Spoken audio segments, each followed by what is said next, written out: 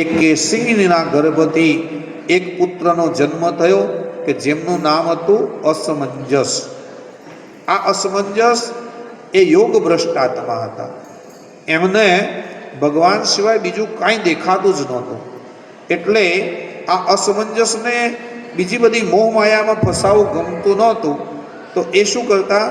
સમાજ કરતાં અવળું વર્તન કરતા અને એ કારણે લોકો એમની પર ધૃણા કરતા હતા.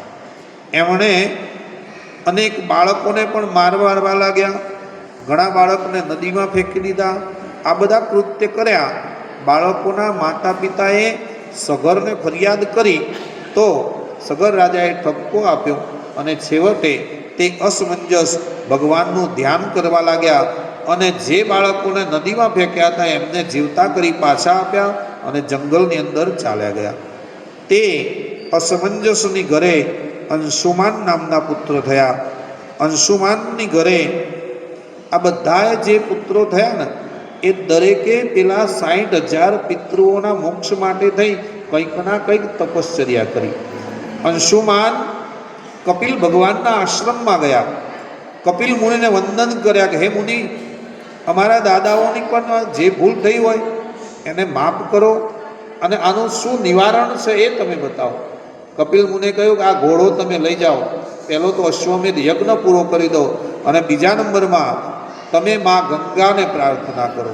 સ્વર્ગમાંથી જો ગંગા મૈયા પૃથ્વી ઉપર આવશે અને તમારા આ 60,000 જે પિતૃઓ છે એમને ગંગાનો સ્પર્શ થશે તો જ એમનો મોક્ષ થશે, એ સિવાય એમનો મોક્ષ થવાનો નથી. અંશુમાને યજ્ઞ પૂર્ણ કર્યો, માં ગંગાનું તપ કર્યું.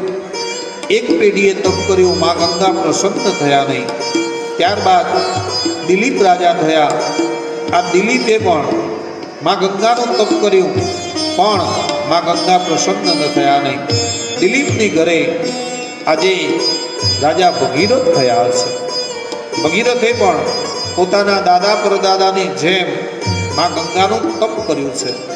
ખૂબ ભાવથી ગંગા મૈયાનું તપ કરવા લાગ્યા અને ભગીરથના તપ થકી માં ગંગા પ્રસન્ન થયા છે. ભગીરથે માગ્યું, હે મૈયા, મારા જે પિતૃઓ કે જે એમને મોક્ષની પ્રાપ્તિ થઈ નથી એના માટે થઈ અને માં તમે પૃથ્વી ઉપર પધારો. ગંગાજી કે હું આવું ખરી પણ મારો વેગ બહુ પ્રચંડ છે. આ પૃથ્વી મારા વેગને સહન નહીં કરી શકે, કંઈક માધ્યમ જોઈએ. ત્યારે મહાદેવનું તપ કર્યું. મહાદેવજી તૈયાર થયા. એ ગંગાને હું મારી જટામાં સમાવી લઈશ. ગંગાને અભિમાન હતું કે ભોળાનાથની જટા મને સમાવી શકશે કે નહીં સમાવી શકે. અને જેવી આ અવકાશમાંથી ગંગાનું અવતરણ થયું, મહાદેવની જટામાં આવી અને મહાદેવે જટા બાંધી દીધી તો જટામાં ગંગાજી સમાઈ ગયા.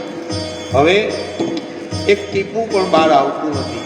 ગંગાનું અભિમાન ઉતરી ગયું. મહાદેવને પ્રાર્થના કરી અને સહેજ છેડો છોડ્યો અને એ મહાદેવની જટામાંથી માં ગંગા પ્રગટ થયા. બોલો ગંગા મૈયા, ગંગા મૈયા.